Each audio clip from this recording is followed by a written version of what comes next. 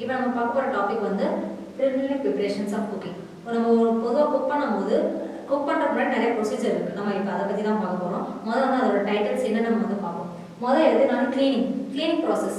இப்போ வந்து நம்ம வந்து மார்க்கெட்லேருந்து வாங்கிட்டு வரதுனாலுமே ராவாக தான் இருக்கும், நிறைய மண்ணோட இருக்கும். ஃபார் வெஜிடபிள்ஸ் காய்கறிலாம் பார்த்தீங்க அப்படின்னா மேலே வந்து பெஸ்டிசைட்ஸ் இருக்கும், இல்லை வந்து மண். இப்போ கிழங்குலாம் பார்த்தீங்கன்னா மேலே மண் எல்லாமே இருக்கும்.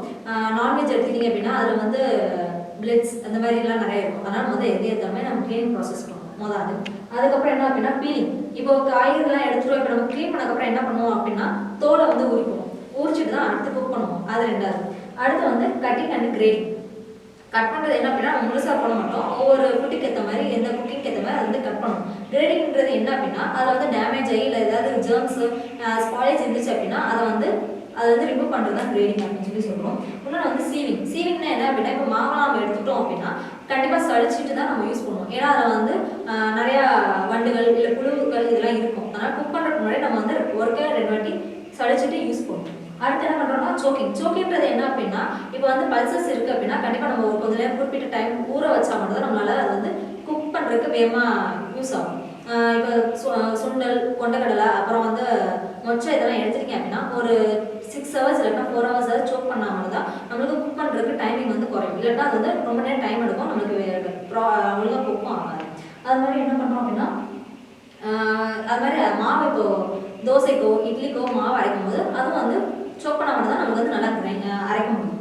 அடுத்து வந்து கோட்டிங் அப்படின்றது என்ன அப்படின்னா இப்போ நம்ம ஃப்ரை பண்ணுறோம் ஏதோ ஒரு மெட்டீரியல்ஸ் வந்து ஃபார் எக்ஸாம்பிள் நான்வெஜ்ஜில் சிக்கனோ ஃபிஷ்ஷோ நம்ம ஃப்ரை பண்ணுற முன்னாடி மேலே வந்து ஒரு கோட் பண்ணி அதை வந்து ஃப்ரை பண்ணோம்னா அந்த கோட்டிங்ஸ் வந்து மேலே இருக்கும், அதை பார்க்க நல்லாயிருக்கும்.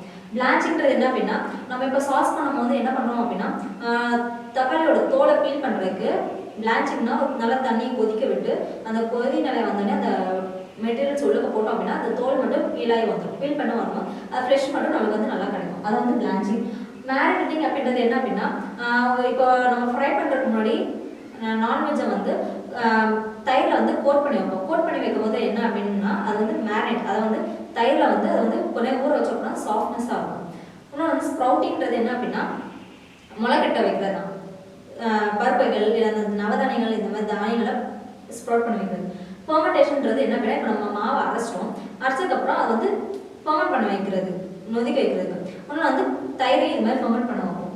கிரைண்டிங் அப்படின்ற இப்போ நம்ம ஊற வச்சதுக்கப்புறம் கிரைண்ட் பண்ணுறது இதெல்லாம். இது போக வந்து மசாலாவும் அதே மாதிரி தான். ஃப்ரை பண்ணோம் அப்படின்னா அதை கிரைண்ட் பண்ணி அதுக்கப்புறம் தான் குக் பண்ணுறதுக்கு யூஸ் பண்ணுவோம். ட்ரைங்கிறது என்ன அப்படின்னா அதை வந்து உலர வைக்கிறது. ஒரு சிலது வந்து நம்ம வந்து அதில் மாய்ச்சர் கண்ணு நிறையா இருக்கும்.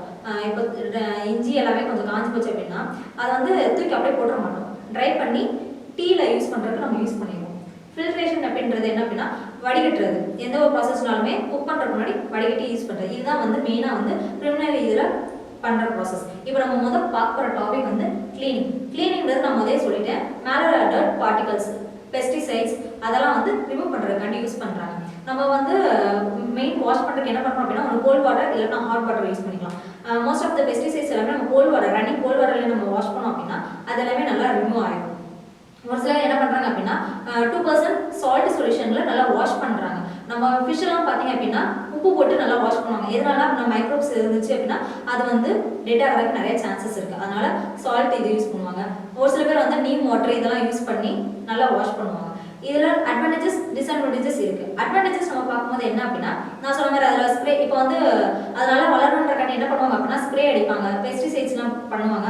அது மேலே உள்ள லேயரில் தான் இருக்குமே தவிர உள்ளுக்கு வந்து இருக்காது. அதனால மேலே உள்ள லேயரை நம்ம நல்லா வாஷ் பண்ணுறதுனால அந்த பெஸ்டிசைட்ஸ் அந்த ஸ்ப்ரே எல்லாமே வந்து ரிமூவ் ஆகிடும். அதுக்கப்புறம் வந்து புழுக்கள் எதுவும் இருந்தால் வண்டு எதுவும் இருந்தாலுமே நம்ம வாஷ் பண்ணுறது மூலிமா அது வந்து ரிமூவ் ஆகி போகும். அதுக்கப்புறம் என்ன அப்படின்னா காலிஃப்ளவர் நம்ம வாஷ் பண்ணணுன்றதுனால அதனால் புழு வந்து ஏமாயிடும். அதனால் வந்து வாஷ் பண்ணுறது ரொம்ப முக்கியமானது.